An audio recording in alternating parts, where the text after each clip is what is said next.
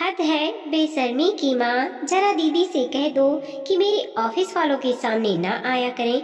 सुलभा और दिवाकर घर पहुंचे। रो रो कर सूजी हुई आंखों के साथ सुलभा जानकी से लिपट गई। दिवाकर खाली खाली आंखों से बस चारों ओर देखे जा रहा था। जानकी निःशब्द सुलभा के पेट पर हाथ फेर रही। सत्वाना के शब्द बेमानी थे। स्पर्श की उष्मा ही शायद सुलभा के बिलखते मातृ हृदय को कुछ राहत पहुंचा सकती थी। उस शौक संतृप्त वातावरण में कुछ वाक्य या कुछ वाक्य खंड जानकी तक पहुंचते तो वह समझने का प्रयत्न करती, अपनी ओर से कुछ न कहती। इतना समझ में आ गया कि सुविधा के ससुराल वालों ने उसकी घायल मन को संभाला है।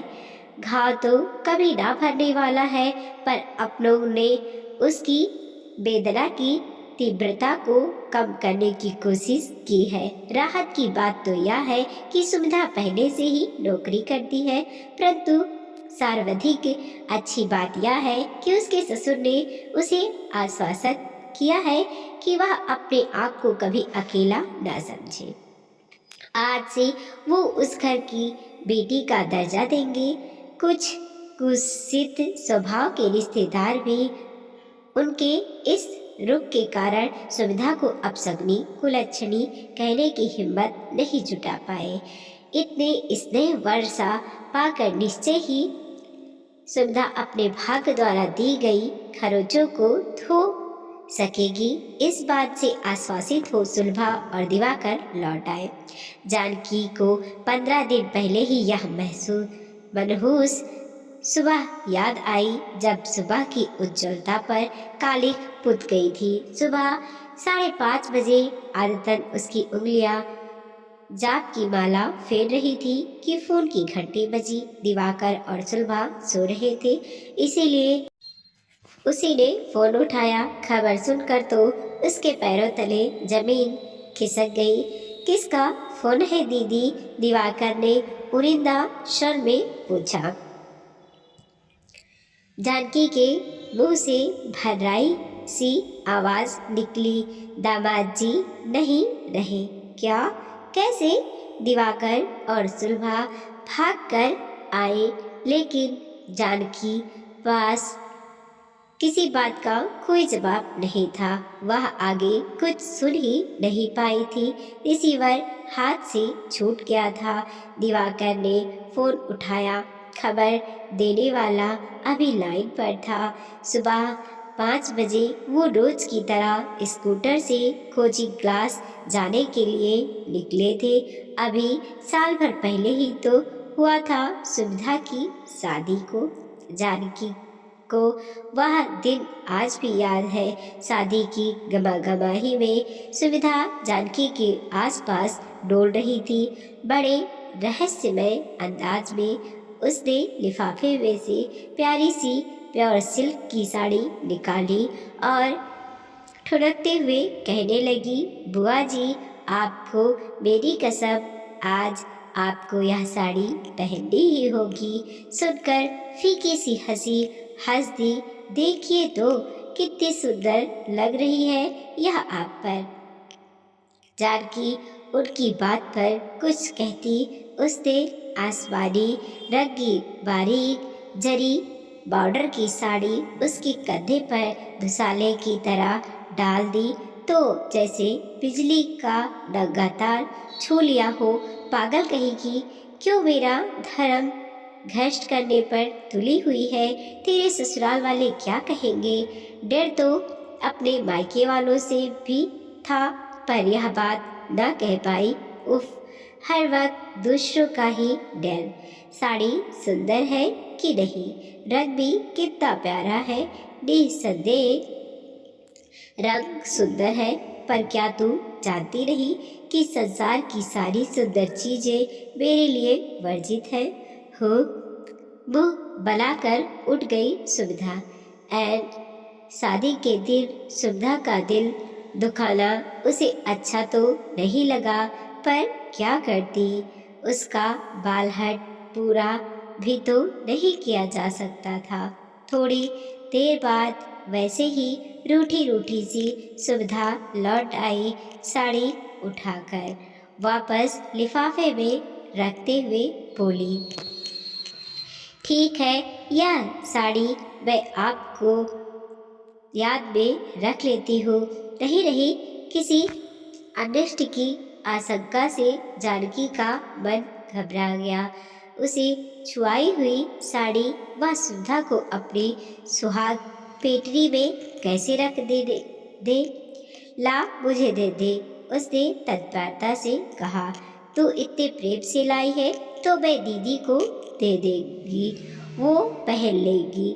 बड़ी बुआ को उसने अनबने ढंग से साड़ी वही रख दी। वह साड़ी उसे सुविधा क्या संसार की किसी भी सुहागन को नहीं देनी थी।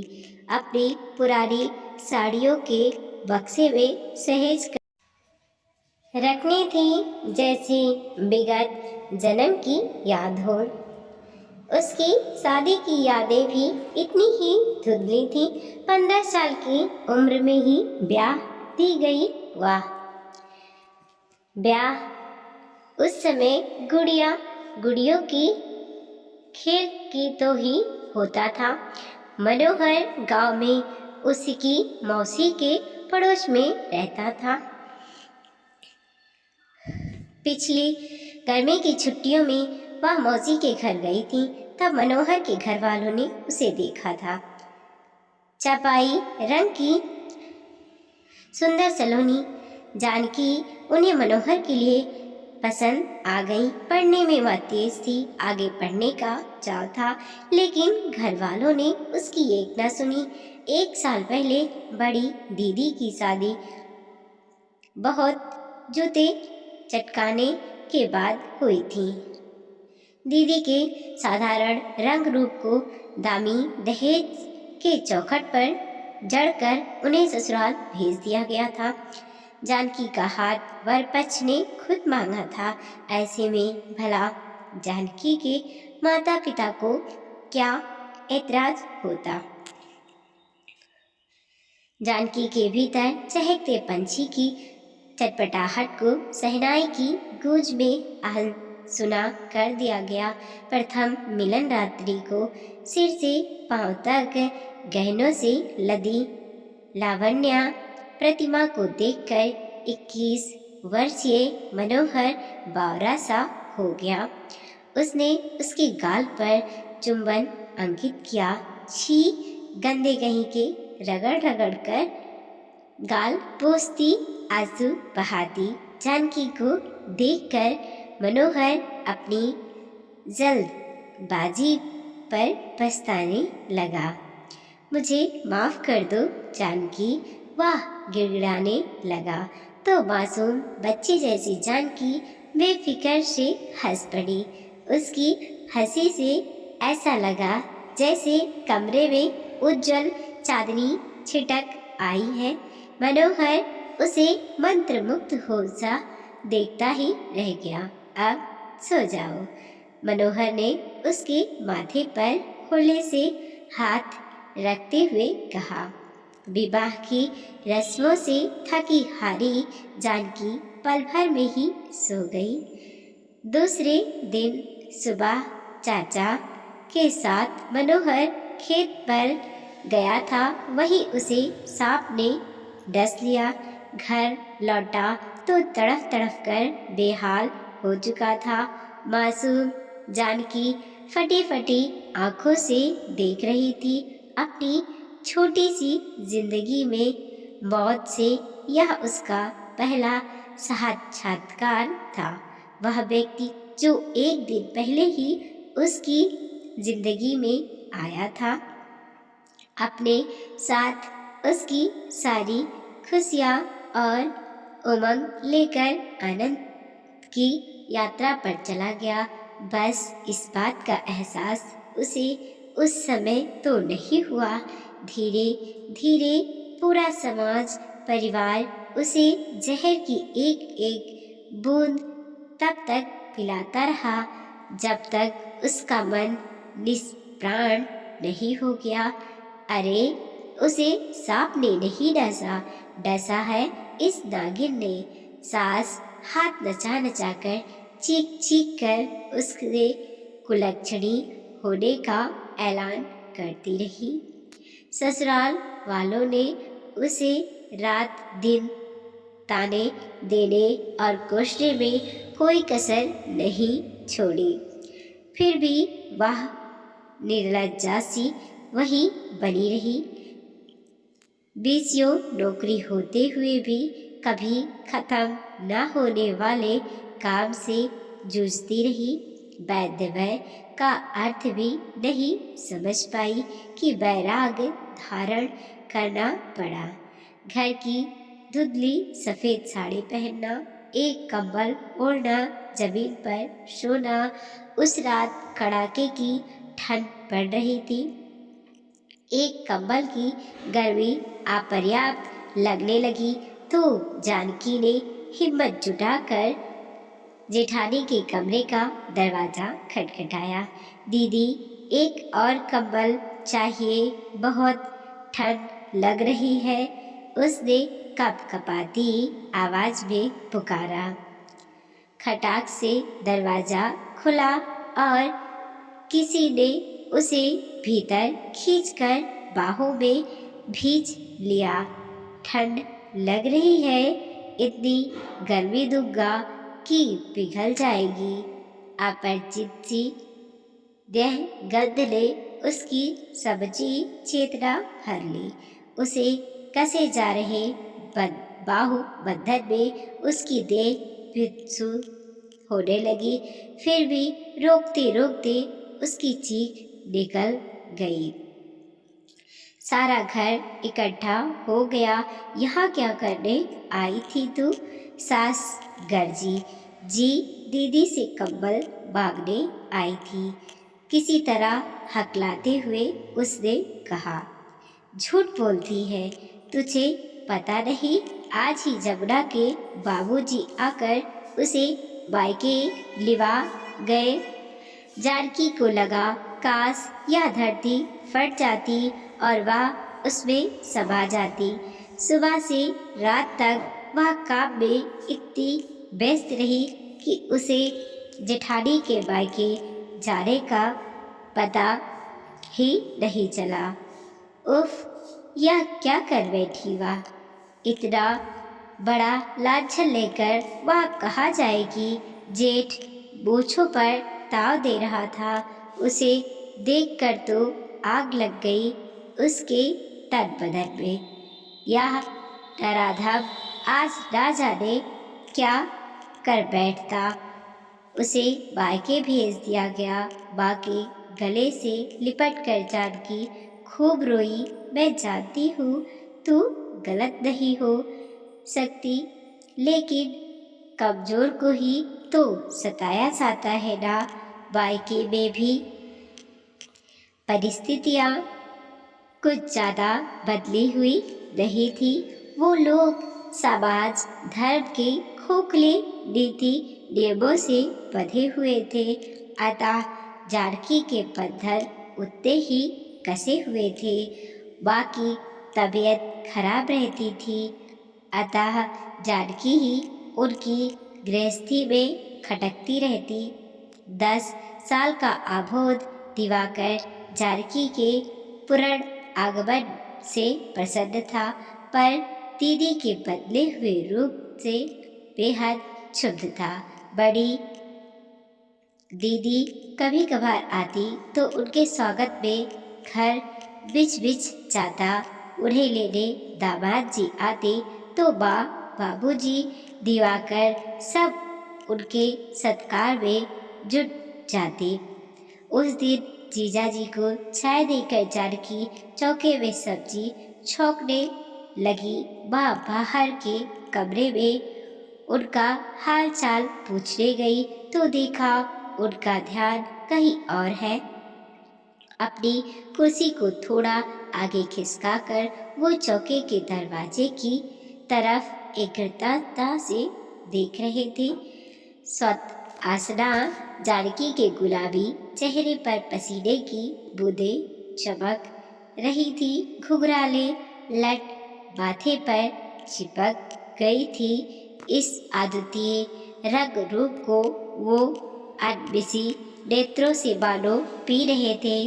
उस समय तो माँ कुछ नहीं बोली, लेकिन दीदी जीजाजी के जाने के बाद उसने जानकी को सख्त ताकदी कर दी कि वह जीजाजी के सामने बिल्कुल न जाया करे। जानकी हतप्रभा रह गई। वह समझ गई कि उसका सौंदर्य खतरे की घंटी बन गया है। फिर तो वह स्वयं ही सबसे कटने लगी। जीजाजी से तो वह एक शब्द भी ना बोलती। वह आते जाते तो वह मुंह पर पल्लू लपेटकर अपने कमरे में रामायण की चौपाइयाँ पढ़ती रहती। माँ कहती, पोथी पढ़, जाप कर, पूजा पाठ में मन लगा, वही एक रास्ता है मन पर काबू पाने का। लेकिन मन को वश में रखना क्या इतना सहज है? बड़े बड़े साधु महात्मा जिसे वश में नहीं कर पाए, वह कैसे कर पाएगी? कभी कभी मन नदी की बाढ़ सा उफल पड़ता। अतृप्त इच्छाओं कामनाओं के स्वप्न उसे रात रात भर जाग कर सहलाने लगते। जानकी का हाथ अनजाने में अपने गाल को छू जाता। ना जाने मनोहर क्या चाहता था उससे। उसी अव्यक्त अपूर्ण कामना का उड़ता जवार आज वह अपने भीतर भी पा रही है। मुँह बुदबुदाने लगता। मन अनियंत्रित कुचाल का प्रत्येक शब्द हवा के बुलबुसारे सतह पर आकर विलीन होने वाले नीरस सुखसक जीवन में समय भी मानो अपनी गति खो बैठता था। हिस्सा में आया प्रत्येक पल काटना मानो कोई मजबूरी थी। दिवाकर की शादी तय हुई तो मातृप्राय मन में जैसे जीवन की चिंगारी कौंधी।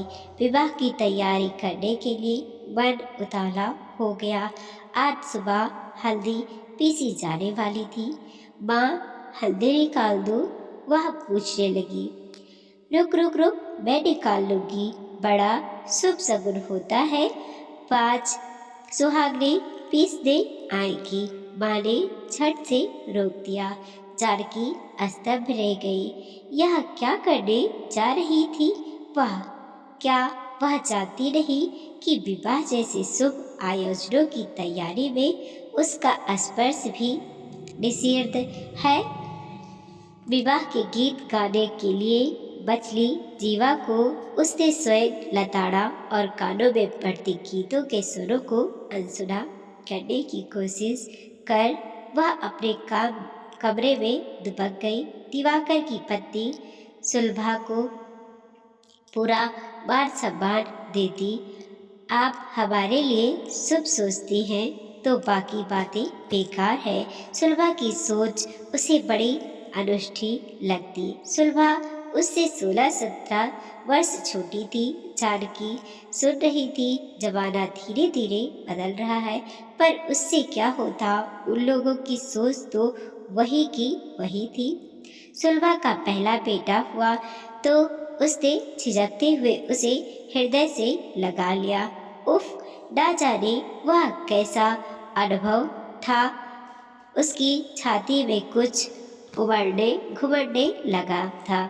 बार बार मन प्रसन्न करने लगा था। कैसा लगता होगा वह बढ़कर एक अपूर्व अनुभव का एक अद्भुत सर्जन, एक विस्मयकारी आनंद।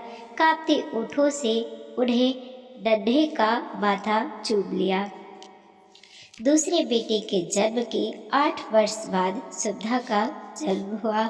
सबसे छोटी सुविधा को पाकर तो जानकी का वात्सल्य मानो सहस्त्र धाराओं में फूट पड़ा। कभी कभी सुलभा उसे हंसकर बहलाना देती।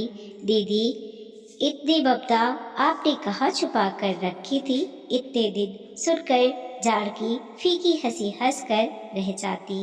मानव जीवन के ये विभोर होने के क्षण, ये आवेग कठोर आवरणा में ना छिपाए रखती तो अब तक शायद पागल हो जाती। सुविधा ने भी उसकी ममता का वैसे ही प्रतिदान दिया। इस बीच माँ बाबूजी का देह आसमान हो गया, परंतु वैधव्य के कीड़े नियमों की बेड़ियां अब उसकी व्यवस्था नहीं बल्कि आदत में सवार हो चुकी थी। बाहर जाने के नाम पर बस गले के दूसरे छोर पर स्थित मंदिर में जाना, नाम जप, पोथी पाठ आदि नित्य क्रम का हिस्सा बन गए। दिवाकर अब गृहस्थ स्वामी बन गया था, घर का मुखिया, लेकिन उसने दीदी के बंधनों को ढीला करने की कोशिश नहीं की। सुलभा भी उससे डरती थी, अतः अपनी बात मनवाने की चेष्टा नहीं करती थी। बचपन के दिवाकर की तो एक एक रेखा भी उसमें ढूंढे नहीं मिलती थी। अब वह दीदी की हर बात मानने वाला छोटा सा दिवाकर थोड़ी ही था। अब वह दीदी का आश्रयदाता था। यह संबंध भाई बहन के रिश्ते का सारा माधुर्य ले गया था। आज तो दिवाकर के पास घर के मुखिया का अधिकार भी है, पर उसमें परिवर्तन के लक्षण तो जानकी बहुत पहले से परिलक्षित कर रही थी। उन दिनों दिवाकर की शादी नहीं हुई थी। एक दिन ऑफिस से लौटा तो गुस्से में तमतमाया रहा था। हद है बेशर्मी की माँ, जरा दीदी से कह दो कि मेरे ऑफिस वालों के सामने ना आया करें। हमारे ऑफिस के निरंजन बाबू बस एक बार घर आए थे। जनाब की पत्नी को मरे 2 साल हो गए हैं। ना जाने कब उन्होंने दीदी को देख लिया और कहने लगे, अगर उचित समझो तो मैं अपना प्रस्ताव स्वयं तुम्हारे माँ बाबूजी के सामने रखूंगा। घोर कलयुग आया है, माँ की अपेक्षा प्रतिक्रिया थी। विधवा से शादी की बात कह दो उनसे, हम शरीफ लोग हैं। हमारे यहाँ लड़की को हल्दी सिर्फ एक बार लगती है। ये हिमाकत बाबूजी रोज से उठ खड़े हुए। पाप महापाप। जानकी का हृदय चित्कार कर उठा। बहुत देर तक घर में गरजना तरसना चलता रहा, लेकिन झूठ नहीं कहेगी जानकी। कम से कम एक बार उसे अदेख व्यक्ति को देखने का कौतूहल उसके मन में जागने लगा, जो उसे पत्नी का सम्मान देने को इच्छुक था। आंखों से स्पर्श से विधवा का अपमान करने वाले तो बहुत मिलते हैं। फिर दिवाकर की बात याद आई। आखिर उसके इस व्यवहार का क्या मतलब था? छी, सोचते हुए भी शरीर पर कांटे उग आए। दोनों भतीजों और खासकर सुविधा का प्यार ना होता तो इस रेतीली जिंदगी में बचता ही क्या। विनोद और विवेक तो नौकरियों के सिलसिले में दूर चले गए थे। उनकी पत्नियां भी उनसे ज्यादा नहीं जुड़ पाई। बस सुविधा एक अनजाने स्नेह से उससे जुड़ी हुई थी। शादी के बाद भी फोन पर उसके साथ बातें करने के लिए उसके पास 2-3 मिनट अवश्य होते। उसी लाडली सुविधा को विधवा के रूप में देखना कितना कष्टकर है। फिर भी उसे सीने से लगाकर रोने का बहुत मन करता। कभी कभी उससे फोन पर बात होती तो लगता उसने यत्न पूर्वक स्वयं को संभाल लिया है। बुआ, मेरी चिंता मत करो, यहाँ मम्मी पापा जी मेरा बहुत ध्यान रखते हैं। हाँ, आपसे मिलने का बहुत मन करता है। यहीं आ जाओ ना बुआ, मैं तो छुट्टियों के पहले नहीं आ पाऊंगी। पागल लड़की, उसकी पराधीन बुआ अपनी मर्जी से कहाँ कहीं आती जाती है। छुट्टियों में सुविधा आई, लेकिन अकेली नहीं, अपने सास ससुर के साथ। तीनों बिल्कुल सामान्य लग रहे थे और यत्न पूर्वक समीर के विषय से कतरा रहे थे ताकि वातावरण मलान ना हो। सुविधा ने सदा की तरह अच्छी सी साड़ी पहनी हुई थी, गले में सोने की चैन, हाथों में सोने की चूड़ियां और हाँ, माथे पर एक छोटी सी बिंदी भी थी, वैसे ही जैसे शादी के पहले लगाया करती थी। जानकी का ध्यान अनजाने में अपने ठोट से हाथों पर चला गया। खाना खाते खाते सुविधा के ससुर जी गला साफ करते हुए बोले, दरअसल हम आपसे सुविधा की शादी की बात करने आए हैं। आप लोगों की अनुमति के बिना हम यह कदम नहीं उठा सकते। हमारे एक परिचित का बेटा है, बैंक में मैनेजर है। उसकी प्रथम पत्नी प्रसव में कुछ जटिलताएं होने से गुजर गई। उन्होंने हमसे सुविधा के लिए पूछा था। हम तो कोई आपत्ति नहीं है, बस आपकी अनुमति चाहिए। कमरे में एक सन्नाटा सा छा गया। दिवाकर और सुलभा एक दूसरे का मुंह ताकते रह गए। सुविधा खटकते हुए बोली, इन्हें समझाइए, आप ही बताइए ऐसा कैसे हो सकता है। वैसे ही कितना बड़ा दुख उठा रहे हैं मम्मी पापा। मैं भी चली जाऊंगी तो इनका ध्यान कौन रखेगा। पागल कहेगी, हमारे बुढ़ापे के लिए तुम्हारी पूरी जिंदगी बिगाड़े। ऐसे स्वार्थी नहीं है हम, तुम्हारे सामने पूरी जिंदगी पड़ी है। हम दोनों तो एक दूसरे के सहारे भी जी लेंगे और फिर किस्मत में सहारा ही लिखा होता है तो समीर ही क्यों चला जाता हमें छोड़कर। उसका स्वर आंसुओं में डूब गया। दिवाकर हतप्रभा रह गया। ऐसे किसी प्रस्ताव की तो उसने कल्पना भी नहीं की थी। सुलभा के मुंह पर राहत के भाव उभरे। दिवाकर घोर असमंजस में था। क्या ऐसा करना उचित होगा? धर्म समता होगा? समाज क्या कहेगा? खासकर जात बिरादरी वाले। समाज और जात बिरादरी वाले हमारे ना रहने पर उसे सहारा देने नहीं आएंगे। तब तक उसकी उम्र भी निकल जाएगी।